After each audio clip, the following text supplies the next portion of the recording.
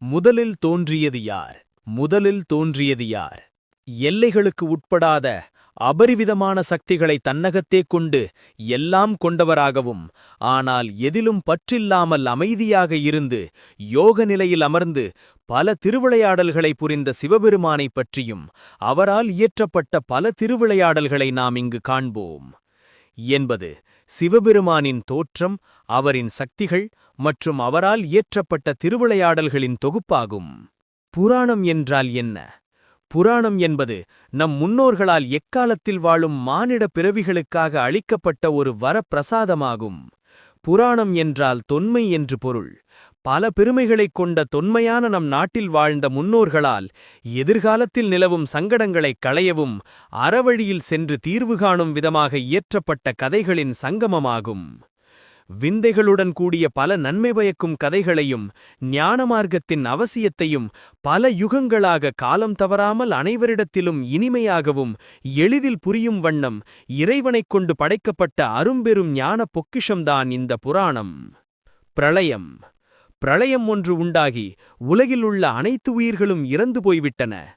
உலகின் எப்பகுதியைக் கண்டாலும் நீரால் சூழப்பட்டிருந்தன.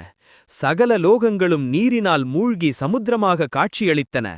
அந்த பிரளயத்தின் காரணமாக சிருஷ்டிகர்த்தாவான பிரம்மதேவர் மயக்கமுற்று ஆழ்ம நித்திரையிலிருந்தார். நீர்ப்பரப்பின் மீது ஆதிசேஷன் மேல் ஸ்ரீமன் நாராயணன் சயனித்திருந்தார். திடீரென கண் விழித்துப் பார்த்த பிரம்மாவுக்கு பிரளயத்தின் விளைவாக அனைத்து லோகங்களும் நீரினால் அழிந்து போயின என்பதைக் கண்டார். பிரளயத்தின் விளைவாக யாவற்றையும் மறந்த பிரம்மதேவருக்கு தாம்தான் சிருஷ்டிகர்த்தா என்ற ஒன்று மட்டும் நினைவிலிருந்தது. மீண்டும் தன் பணியான சிருஷ்டித்தல் தொழிலை செய்யத் தொடங்கினார். தாம் எண்ணிய பணிக்கு உதவும் வகையில் யாரேனும் உள்ளாரா என பார்த்தார். அப்போது ஆனந்த நித்திரையிலிருந்த ஸ்ரீமன் நாராயணனைக் கண்டார். தான் எண்ணிய பணியை நிறைவேற்றத் தனக்கு உதவியாக இருக்கும் வகையில் இன்னொருவரைக் கண்ட பிரம்மா அவர் அருகில் சென்றார்.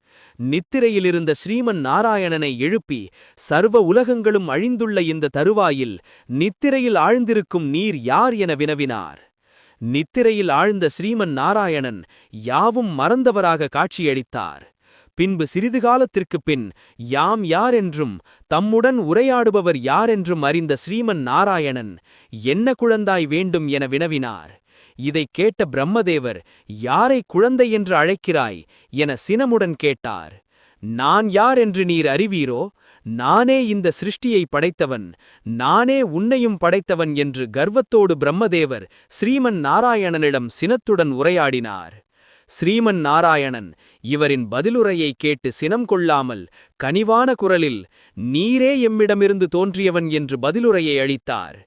இதை சற்றும் ஏற்றுக்கொள்ளாத பிரம்மதேவர் எதிர்வாதம் புரிந்தார். இருவருக்கும் இடையிலிருந்த உரையாடல் கடும் வாக்குவாதமாக மாறியது. அவ்வேளையில் அக்னி ஸ்வரூப ஜோதி உருவத்தில் அண்டத்தின் பரம்பொருளான சிவபெருமான் லிங்க வடிவில் தோன்றினார். இதைக் கண்ட இருவரும் தம்மைவிட சக்தி இன்னொருவர் இருக்கக்கூடும் என அறிந்தனர். அவ்விருவரும் தங்கள் வாதத்திற்கான மூலகாரணத்தைக் கூறி நீரே இதற்கு தீர்வு வழங்க வேண்டும் என்று வேண்டினர்.